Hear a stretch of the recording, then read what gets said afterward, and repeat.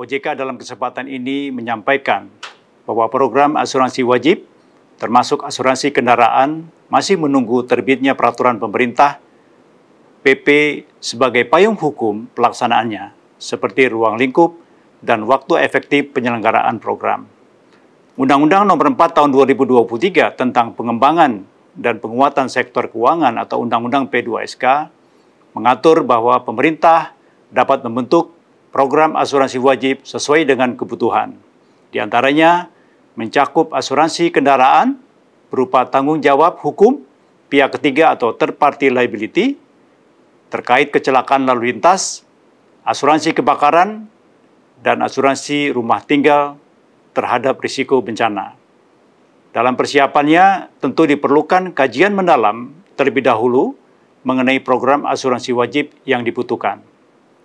Ketentuan lebih lanjut mengenai penyelenggaraan program asuransi wajib tersebut akan diatur dengan PP setelah mendapatkan persetujuan dari DPR, bahwa setiap amanat Undang-Undang P2SK diikuti dengan penyusunan peraturan pelaksanaan yang penetapannya paling lambat 2 tahun sejak Undang-Undang P2SK diundangkan. Setelah PP diterbitkan, OJK akan menyusun peraturan implementasi terhadap program asuransi wajib tersebut. Mas Wisnu, kalau berdasarkan pernyataan tadi, tidak ada lagi nego di sini bahwa aturan ini akan diberlakukan dan bisa jadi kalau PP-nya ada, 2025 ini bisa berlaku. Sementara kita masih agak dispute di sini mengenai urgensinya. Ya justru itu, justru karena ada ribut-ribut seperti ini hal yang bagus ya. Jadi ya pemerintah, otoritas dalam hal ini OJK juga perlu sensitif ya terhadap kebutuhan masyarakat bawah gitu. Jadi tidak hanya sekedar mengejar target bahwa peraturan itu harus dibuat, tapi dari segi substansi isinya bagaimana bisa mengakomodasi kepentingan golongan bawah yang mayoritas adalah pengguna kendaraan bermotor. Sudah pasti karakternya itu berbeda dengan pengendara mobil. Kalau mobil kan memang sudah biasa pakai asuransi, apalagi kalau kita beli mobil gitu kan memang diwajibkan asuransi. Tapi kalau kendaraan bermotor tentu saja ini akan menyulitkan bagi masyarakat gitu. Jadi tidak bisa dipukul merata bahwa semua kendaraan bermotor termasuk kendaraan roda 2 itu wajibkan asuransi. Jadi memang ini harus sensitivitas dari otoritas ya dalam hal ini untuk membuat sebuah peraturan yang bisa mengakomodasi semua. Jadi peraturan itu harus dibuat idealnya segmented ya, jadi harus perhatikan golongan bawah terutama, kemudian kepentingan golongan menengah dan kepentingan golongan atas. Oke, kalau Pak Tulus seperti apa? Kalau dari pernyataan OJK tadi ini sifatnya wajib dan diberlakukan bisa paling cepat di awal 2025 kalau PP-nya sudah ada. Pak Tulus. Sorry, kalau aspek normatif memang sudah jelas ya, merupakan mandat dari P2SK dan juga di Undang-Undang Lalu Lintas, tapi saya kira pemerintah tidak bisa bicara normatif saja, tapi juga bicara sosiologis dan juga kepentingan-kepentingan lainnya. Bisa nggak misalnya dalam 6 bulan ke depan pemerintah berupaya untuk meningkatkan literasi keberpahaman masyarakat terkait dengan urgensi asuransi ini. Urgensinya apa? Ya, itu yang harus disampaikan. Dan juga pemerintah harus menjelaskan kebermanfaatan dari asuransi ini secara gamblang. Karena kalau misalnya sepeda motor misalnya, jangankan asuransi wajib ya, 30% pengguna sepeda motor itu belum membayar pajak ya, yang setiap tahun mesti dibayar. Itu sebenarnya PR yang harus diselesaikan karena itu sangat juga merugikan dan juga ada satu pelanggaran-pelanggaran. Nah ini dari kalau bicara motor memang mungkin seperti kata Bang Mansinton itu ya, penerapannya bisa bertahap dengan zonasi tertentu. Misalnya roda 4 dulu atau sepeda motor, tapi sepeda motor yang jenis atau kelas CC tertentu dan lain sebagainya. Tapi yang urgensi adalah bagaimana pemerintah menjelaskan kebermanfaatan dari asuransi ini.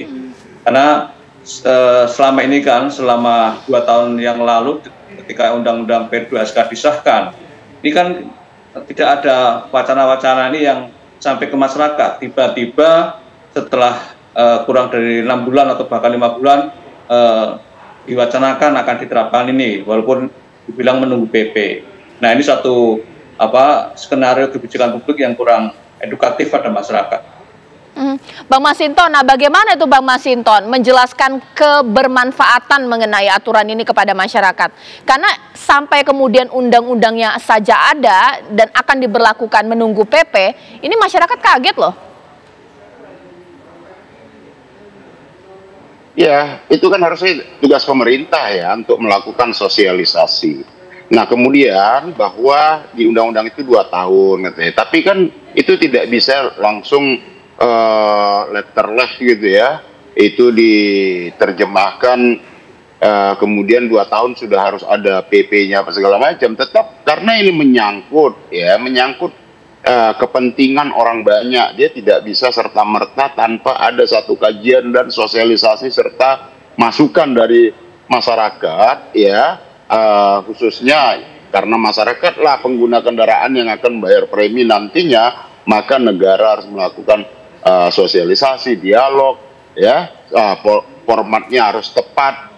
Jadi tidak harus serta-merta tuh dalam ketika perintah undang-undang 2 tahun itu harus bisa ada PP-nya apa segala macam, tapi harus memang ini melibatkan. Bang Masinton? Kan masyarakat ya. Jadi kemanfaatan asuransi ini apa begitu? Mekanismenya seperti apa? Nah, terus kemudian penjelasan lainnya apa saja sih yang di-cover dari asuransi ini? Ini kan harus jelas semua. Jangan sampai nanti masyarakat rame lagi ini seperti kayak tapera, tiba-tiba akan ada pungutan dari masyarakat apa segala macam. Nah, ini harus dijelaskan secara detail dan kemudian masyarakat ya sebagai nanti yang akan membayar preminya pengguna kendaraan tadi dimintakan masukannya. Jadi tidak bisa ujuk-ujuk nih pemerintah langsung menerapkan ini karena ini dasar perintah undang-undang, tidak begitu juga memahaminya.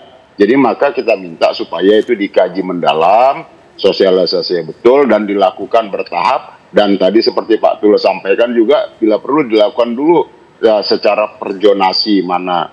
Seperti itu, Mbak Caca. Oke, baik. Karena memang masih ada waktu untuk membahasnya, mudah-mudahan dialog malam hari ini didengar oleh pemerintah. Karena sesaat lagi kita akan bahas sebenarnya untuk kondisi saat ini, asuransi kendaraan bermotor pihak ketiga, yakni bisa diberlakukan saat ini atau 2025, ataukah justru memang sangat menyengsarakan, padahal sebelumnya ketika ada wacana tapera, gelombang penolakan begitu kencang. Apakah ini terjadi juga untuk asuransi kendaraan bermotor?